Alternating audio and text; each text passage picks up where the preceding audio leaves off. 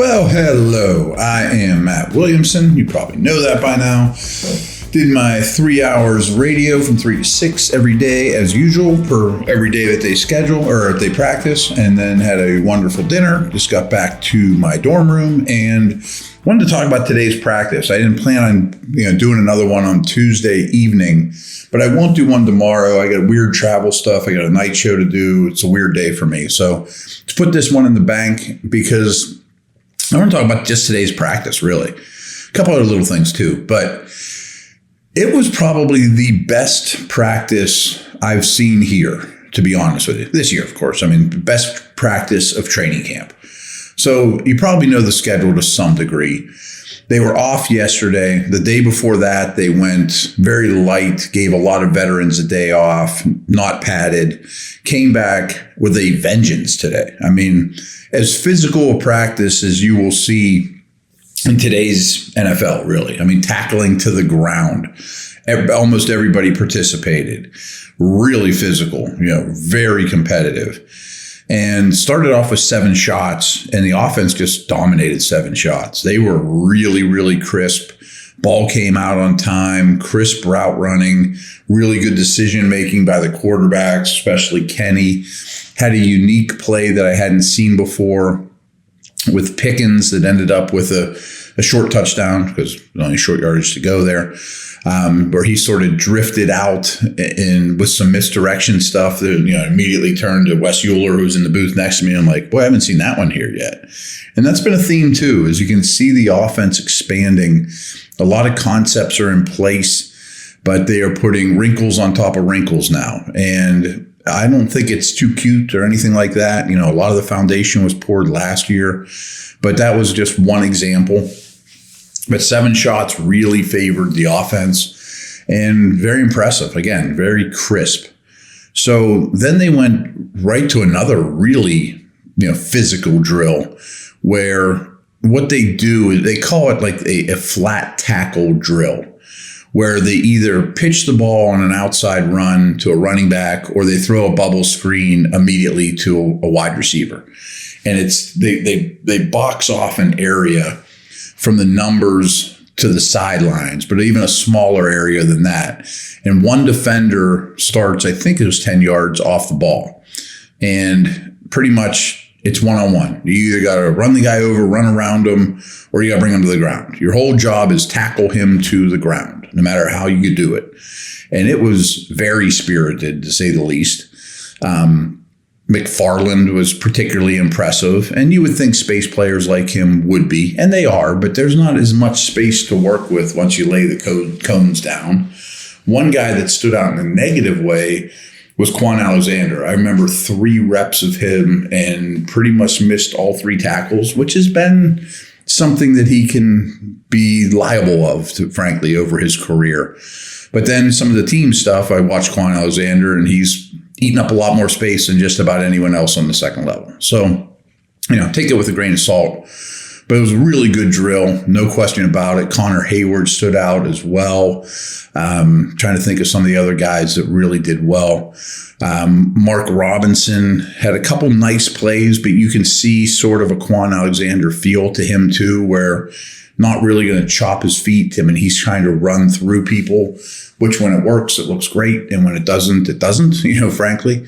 But still, it was a really good drill working on tackling. I've told you this before. They were one of the best tackling defenses in the league last year.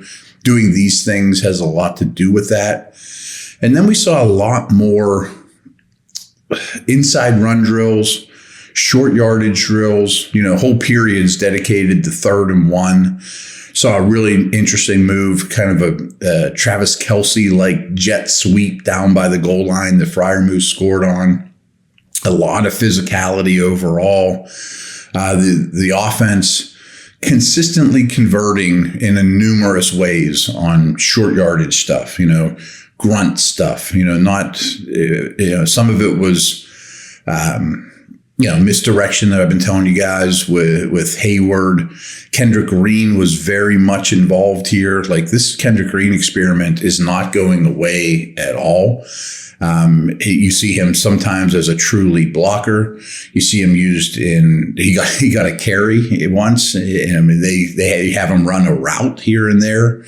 That might be a bit extreme, don't get me wrong, and there's a couple times where he's coming around as like a lead puller, jet motion type guy, not really a puller.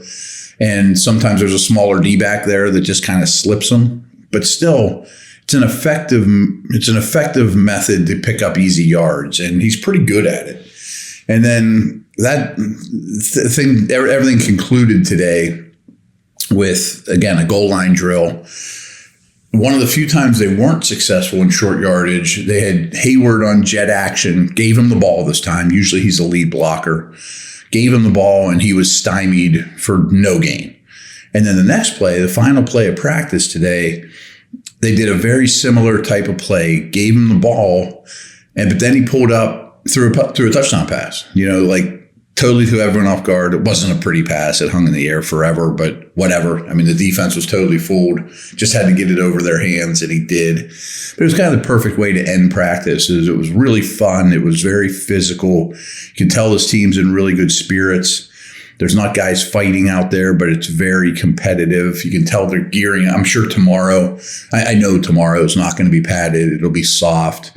Cam Hayward, I'm sure Watt, guys like that probably won't even participate or barely will.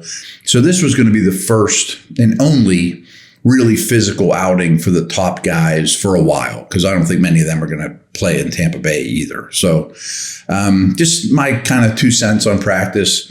The themes were, expanded offense, more wrinkles on top of their foundational stuff, overall physicality, tackling. Tomlin was, loving it in a very Mike Tomlin-like practice.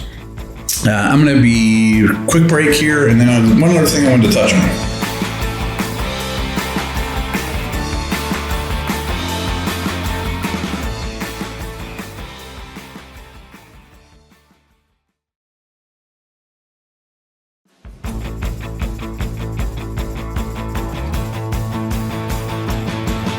All right, I am back, and you guys are all familiar with Dale Lawley, my co-host. He sat down with Pat Meyer today, the Steeler offensive line coach, and had a really good long interview. I'm sure you can find that at many places, but we talked about it. We had played it on the air today, and it led me to a couple things too, because I want to talk about Spencer Anderson. Pat Meyer went out of his way to say this guy is ahead of schedule. I'm paraphrasing, ahead of schedule, can play all over the line. I hadn't realized until that interview that he did line up at center some. I think he's played all 5 spots to some capacity. I was talking to Max Starks today about him, and he's like, man, he reminds me of Kelvin Beachum.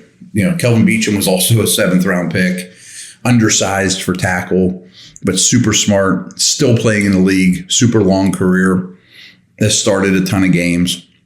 And I look at Anderson sort of in the same way too. Like, this guy has a master's degree. He's super smart. I've told you guys many times that one of the things I learned scouting in the league is even if you have like just the baseline athleticism as an offensive lineman, but you're tough and you're smart, it's really hard to get those guys off the field. And I think Anderson's perfect for that. He seems to be getting more and more reps, more and more love from the coaching staff. He's going to make the team as a 7th round pick. I don't think you're going to be able to sneak him through waivers and then put him on the practice squad, especially after the preseason games. I assume he'll play an awful lot, but just keep an eye on Anderson. I think he's a keeper in the 7th round. If you get a lineman that you get on a 4-year contract in the 7th round, in any capacity, just makes your team for 4 years, maybe longer, who's to say? That's a steal. It's just a flat out steal. So Spencer Anderson was kind of a pick I didn't pay enough attention to at the time. Sure, I looked into him and all that, but I didn't. I thought, there's a lot of linemen on this team. He's probably practice squad, and we'll deal with him next year. Well, I think he's better than that. And Pat Meyer seems to agree, his coach.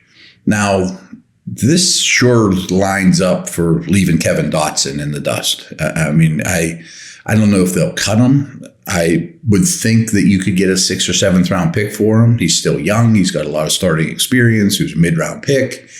But he seems like the guy without a home at this point, to be honest with you, in the offensive line situation. And of course, unfortunately, people will get hurt, and maybe that'll open up a spot for him. But I think Dotson's in trouble. But he shows up less and less in practice time, and it just kind of out of sight, out of mind. Only can play guard, So that's my thoughts. Good chatting with you. I probably won't record one tomorrow, but I will on Thursday. So, all right, take care.